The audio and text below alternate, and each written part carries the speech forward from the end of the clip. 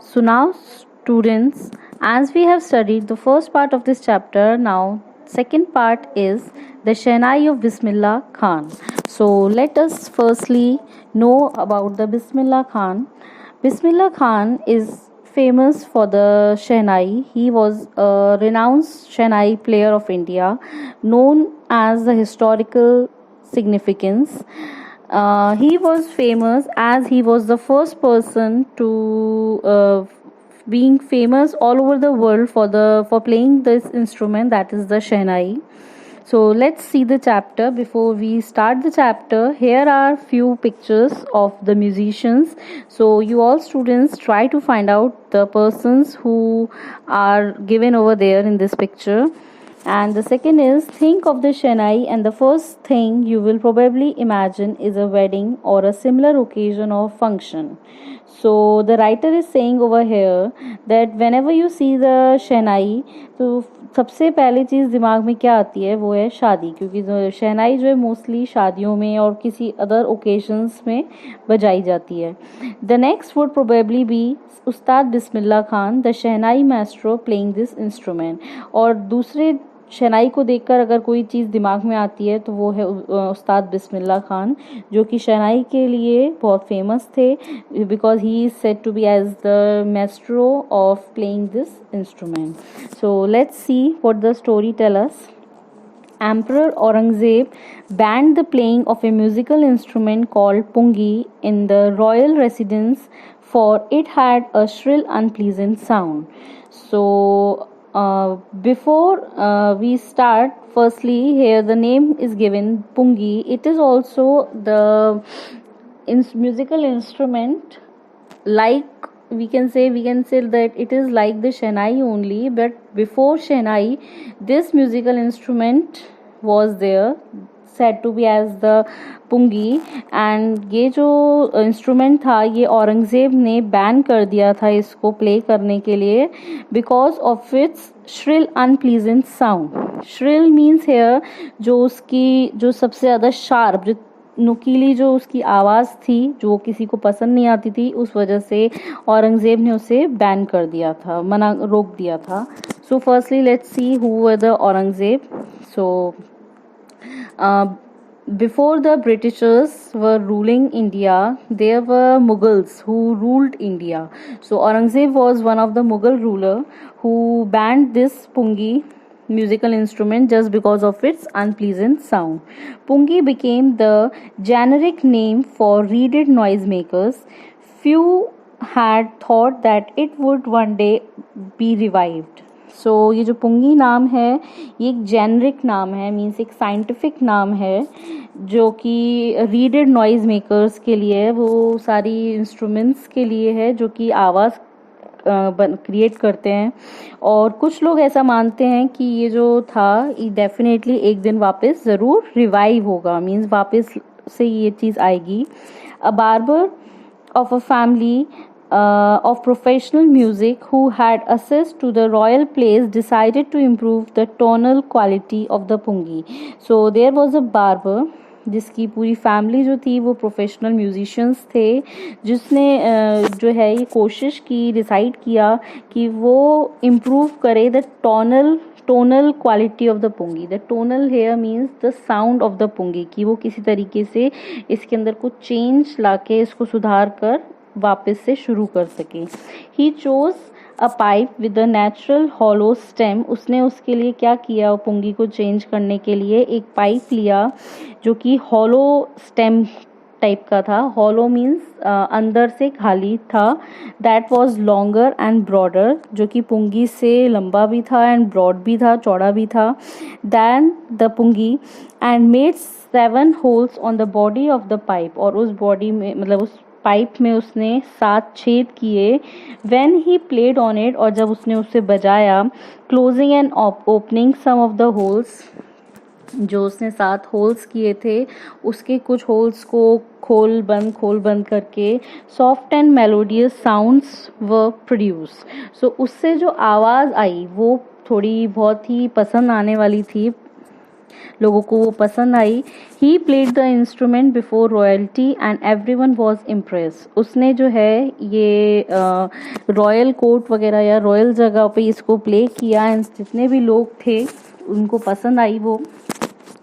The instrument so different from the pungi had to be given a new name. और जो ऐसा instrument था जिसका जो कि पुंगी से बेटर भी था और डिफरेंट भी था, उसका नया नाम दिया गया उसको। As the story goes, since it was first played in the Shah's chambers and was played by a nai, that means the barber, the instrument was named the Shehnai. जैसे कि ये जो पुंगी थी सबसे पहले शाह's chamber, Shah chamber means like courts, royal courts में जो राजा वगैरह होते हैं, तो at the time of the Mughals के टाइम पे राजाओं को शाह का नाम दिया जाता था, तो उनके चैम्बर, उनकी कोर्ट वहाँ पे ये बजाई गई शाहज चैम्बर में। एंड ये बजाने वाला जो था वो कौन था? नाई था, जो कि बार्बर था। इसलिए उस इंस्ट्रूमेंट का नाम रखा गया शहनाई। Shehnai is the word, if we break that word sheh and nai, sheh means shah and nai means played by the nai. So the name of this new instrument was given as the shehnai. The sound of the shehnai began to be considered auspicious, and for the reason it is still played in temples and is an indispensable component of any North Indian wedding. सो ये जो आवाज़ थी शहनाई की, ये बहुत ज़्यादा लोगों ने उसको पसंद किया। ऑस्पिश ये जो आवाज़ थी इसको कंसिडर किया गया कि ये बहुत ज़्यादा ऑस्पिशियस है, डेफिनेटली आगे फ्यूचर में लोगों को पसंद आएगी। And for this reason it is still played in the temple, और इसलिए आज भी जो है ये टेम्पल्स में इसको बजाया जाता है, प्ले किया जाता है। And is an indispensable component of any north Indian wedding, और शादियों में भी इसको नॉर्थ इंडिया में बजाया जाता है। In the past the shehnai was the part of the नौबत और traditional ensemble of 9 instruments found at the royal courts. पहले की अगर बात की जाए तो जो शहनाई थी वो एक हिस्सा थी नौबत का। नौबत इज़ द उर्दू वर्ड जिसका मीनिंग है traditional assemble. ensemble means here the group of 9 instruments, जहाँ 9 instruments एक साथ हो, तो it was one of them जो कि फाउंड होती थी एट द रॉयल कोर्ट्स में। Till recently it was used only in temples and weddings, लेकिन अब जो है ये शादियों में और टेम्पल्स में सुनाई देती है। The credit for bringing this instrument on to the classical stage goes to the Ustad Bismillah Khan. लेकिन जो ये शहनाई को जो इतने बड़े प्लेटफॉर्म पे लाया गया, परफॉर्म किया गया, उसका श्रेय जो है, क्रेडिट जो है, वो उस्ताद बिस्मिल्लाह खान को जाता है।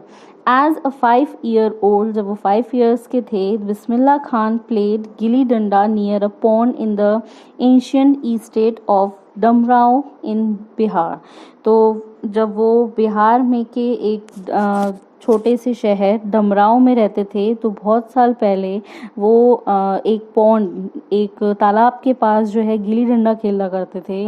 ही would regularly go to the nearby Bihari ji temple to sing the Bhojpuri चैत।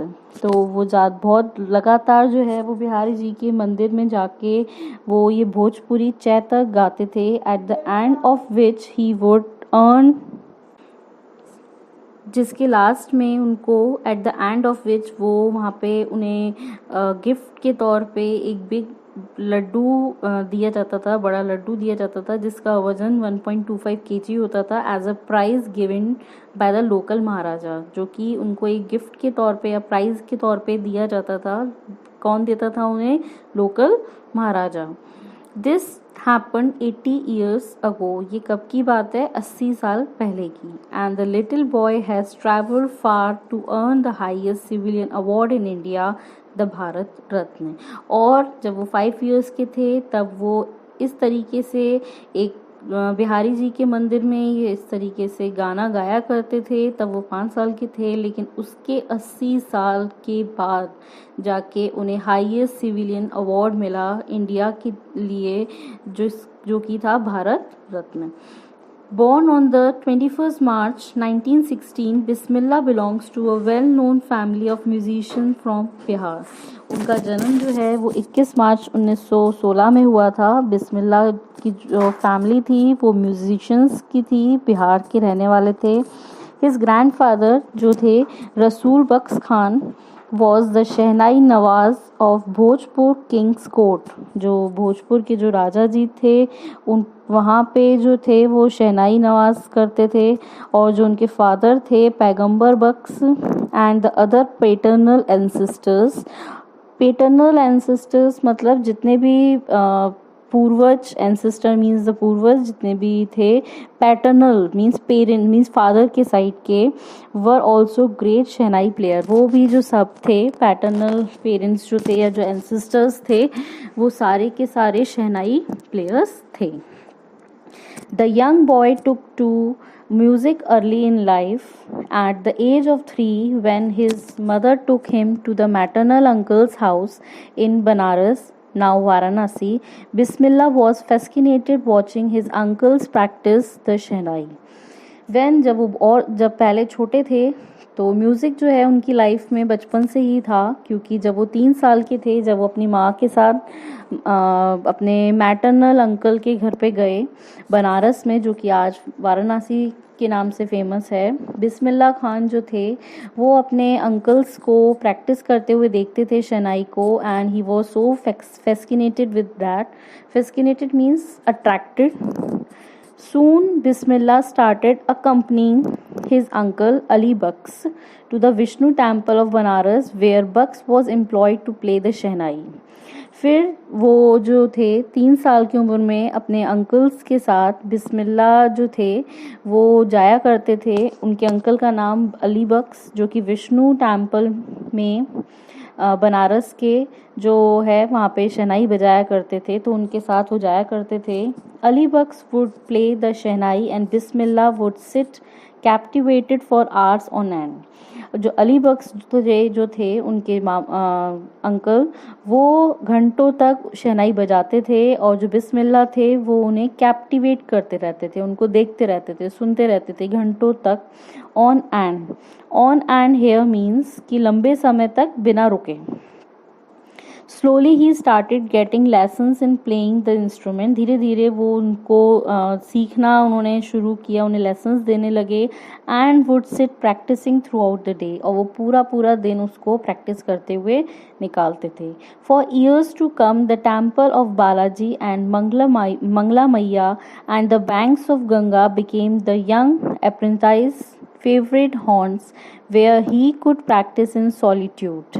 So सालों तक उन्होंने जो है बालाजी के मंदिर एंड मंगला मैया के मंदिर एंड गंगा घाट पे, बैंक्स ऑफ गंगा पे उन्होंने बहुत जो थी उनकी फेवरेट जगह बन गई थी. अप्रेंटाइज बन चुका था वो, मीन्स वो वहाँ पे ट्रेनिंग लिया करते थे. Where he could practise in solitude, जहाँ पे वो अकेले रह के उस चीज़ को प्रैक्टिस करते थे. The flowing waters of the Ganga inspired him to improvise. जो बहता पानी गंगा का, उससे उनको इंस्पिरेशन मिलती थी कि वो और ज़्यादा उस पर मेहनत करे एंड इन्वेंट राग. एंड वो जो है उस अलग अलग साउंड प्रोड्यूस करें, इन्वेंट करें शहनाई से. That were earlier considered to be beyond the range of the shehnai.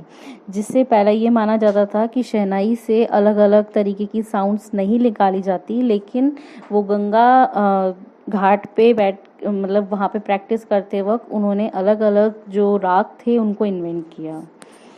At the age of 14, Bismillah accompanied his uncle to the Allahabad Music Conference. और जब वो 14 years के हुए तो बिस्मिल्लाह जो थे अपने अंकल के साथ इलाहाबाद म्यूज़िक कॉन्फ्रेंस में गए.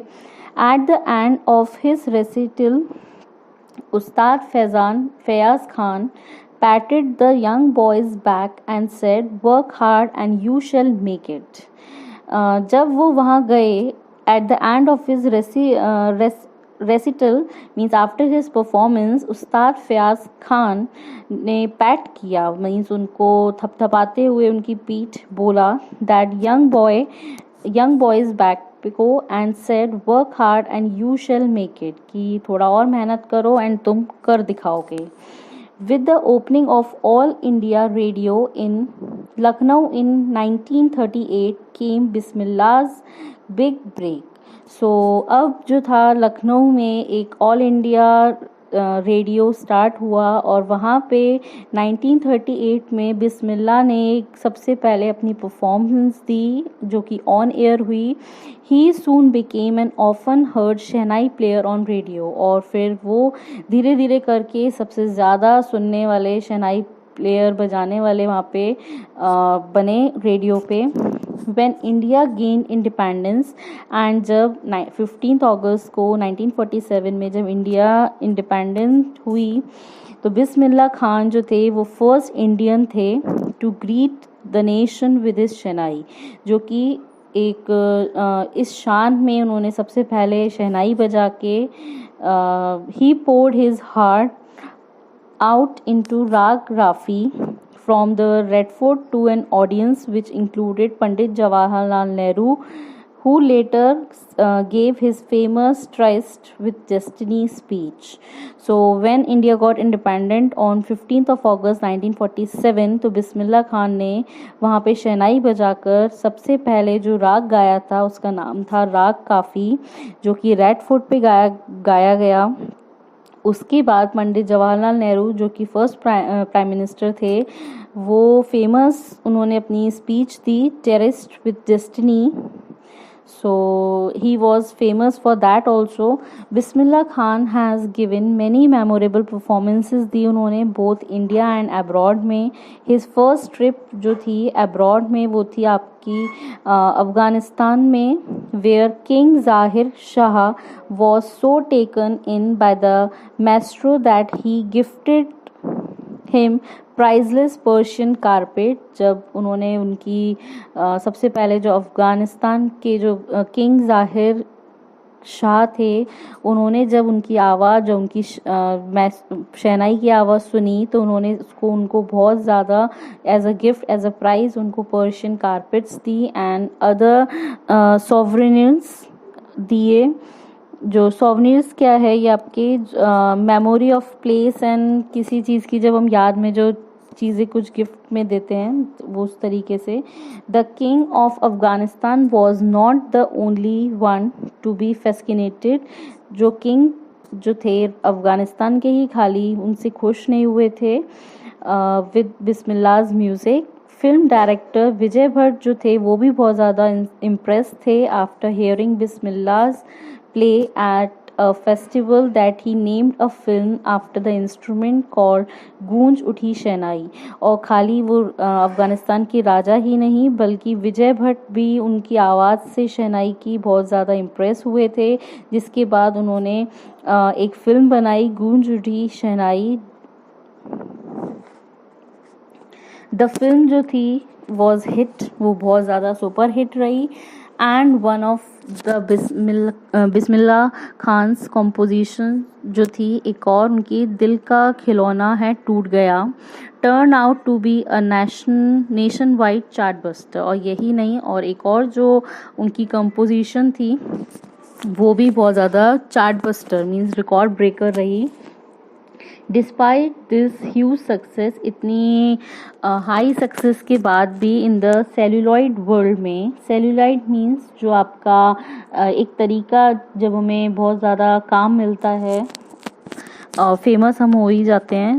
सो Bismillah Khan's venture in film music were limited of 2, लेकिन फिर भी उन्होंने सिर्फ 2 ही फिल्में की. एक तो विजय भट्ट की गूंज उठी शहनाई एंड हिंदी में एंड दूसरी विक्रम श्रीनिवास की कन्नड़ में एक मूवी उन्होंने की सनादी अपन्ना.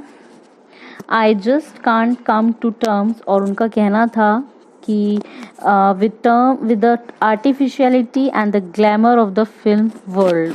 उनका ये मानना था कि मुझे ये चीज़ें सारी समझ में नहीं आती जो ये आर्टिफिशियल लाइफ एंड जो ग्लैमर है चमक धमक. He says with emphasis means वो अपनी बात कहते हुए इस पे स्ट्रेस डालते हैं. Awards and recognition came thick and fast, जो उनको पहचान मिली और जो अवार्ड्स मिले वो बहुत जल्दी और स्पीड में जो थे वो बढ़ते गए. Bismillah Khan became the first Indian to be invited to perform at the prestigious Lincoln Center Hall in the United states of America. और बिस्मिल्लाह खान जो थे वो सबसे पहले इंडियन थे जिनको इनवाइट किया गया था लिंकन सेंटर हॉल में, जो कि यूनाइटेड स्टेट्स ऑफ अमेरिका में है.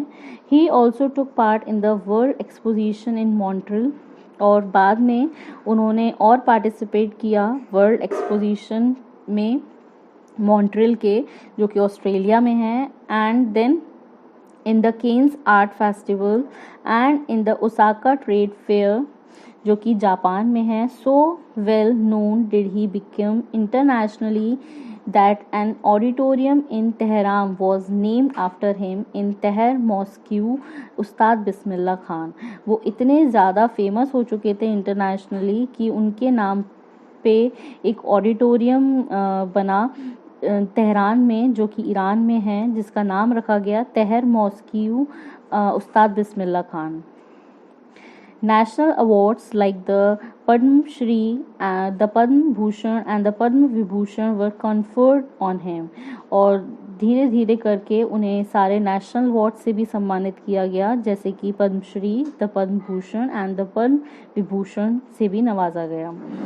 In 2001, Ustad Bismillah Khan was awarded highest India's civilian award भी उनको दिया गया 2001 में. और फिर भारत रत्न जो कि है with the coveted award resting on his chest and his eyes glinting with rare happiness, he said, all I would like to say is teach your children music. This is Hindustan's richest tradition. Even the West is now coming to learn our music. So जब 2001 में उनको सबसे India का highest civilian award Bharat Ratna दिया गया, तो उनकी जो आँखें थी वो खुशी से, गर्व से जो थी वो चमक रही थी. और उन्होंने अपनी जो बात कही उसमें कहा कि मैं सिर्फ इतना ही कहूँगा कि अपने बच्चों को जो है म्यूज़िक सिखाइए. एंड ये जो है ये हमारे इंडिया का, हमारे हिंदुस्तान का सबसे रिचेस्ट ट्रेडिशन है. अब जो है वेस्टर्न जो कंट्रीज़ हैं वो भी इसको सीख रही हैं और सीखना चाह रही हैं. सो सब अपने बच्चों को म्यूज़िक का सिखाएं, उन्हें मोटिवेट करें. In spite of having travelled all over the world, Khan Sahab as he is fondly called, इतना वर्ल्ड में घूमने के बाद खान साहब जो थे वो बहुत खुशी से ये बात बताते हैं, is exceedingly fond of Banaras and Dumraon. उनका कहना था कि इतनी जगहों में वर्ल्ड टूर करने के बाद जो उनकी दो फेमस जगह या जो फेवरेट जगह है वो है Banaras and Dumraon. And they remain for him the most wonderful towns of the world. और वो वर्ल्ड की सबसे ज़्यादा खूबसूरत शहर है उनके लिए. A student of his own once wanted him to had a shehnai school in the USA. एक उनका स्टूडेंट जो है उसका कहना था या उसने कहा था कि वो जो है वो वहीं पे एक स्कूल खोले, शहनाई स्कूल USA के अंदर. And the student promise to recreate the atmosphere of Banaras by replicating the temples here. और उसने प्रॉमिस किया था कि वो सारे मंदिर वगैरह जो हैं बनारस के वो यहीं पे रिक्रिएट करेगा, वहाँ पे उसी तरीके से मंदिरों को बनाएगा बनारस की तरह, by replicating the temples there. Replicating means copying, किसी चीज़ की कॉपी करना. But Khan Sahab asked him if he would be able to transport river Ganga as well. लेकिन खान साहब ने कहा कि मंदिर तो बन जाएंगे, लेकिन अगर वो उनके लिए जो गंगा नदी है अगर वो भी वहाँ पे ट्रांसफ़र कर दे then definitely he will. Later he is remembered to have said, बाद में जो है उन्होंने कहा, that is why whenever I am in foreign country, इसलिए जब भी वो किसी फॉरेन कंट्री में होते हैं, आई कीप यर्निंग टू सी हिंदुस्तान. वो हमेशा इसी चीज़ के लिए यर्न करते रहते हैं, डिज़ायर करते रहते हैं कि वो हिंदुस्तान जाएं. वाइल इन मुंबई, लेकिन जब वो मुंबई में होते हैं तो वो हमेशा सोचते हैं I think of only Banaras. तो वो बनारस के लिए सोचते हैं कि वो बनारस जाएं एंड द होली गंगा पे जाएं एंड जब वो बनारस में होते हैं तब वो अपनी यूनिक मट्ठा ऑफ डमराव को मिस करते हैं और वो चाहते हैं कि वो वहाँ पे जाएं। डमराव, मैं फिर से बता दूं कि ये बर्थ प्लेस थी उनकी।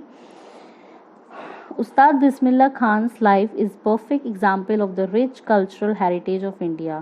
जो उस्ताद बिस्मिल्लाह खान की जो लाइफ थी वो एक परफेक्ट एग्जाम्पल है जो कि हमारे देश की कल्चर पूरी मतलब सारी चीज़ों को बताती है, दिखाती है।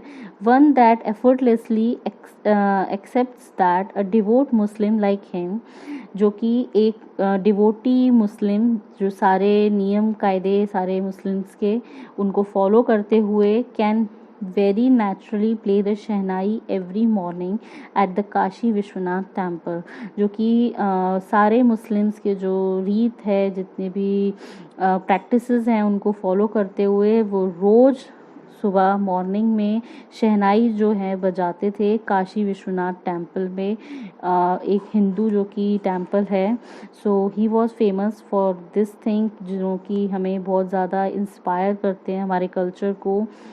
उस्ताद Bismillah Khan passed away on 21 August 2006 at the age of 90। Ustad Bismillah Khan जो थे वो 21 अगस्त 2006 को ख़त्म हुए थे एट द एज ऑफ 90 पे, आफ्टर अ प्रोलॉन्ग इलनेस, लंबे समय से वो बीमार थे। ही was given a state funeral and the government of India declared one day of national mourning। और उनके इस विदाई पे, इस दुख के लिए उस पे गवर्नमेंट ऑफ इंडिया ने एक दिन की छुट्टी।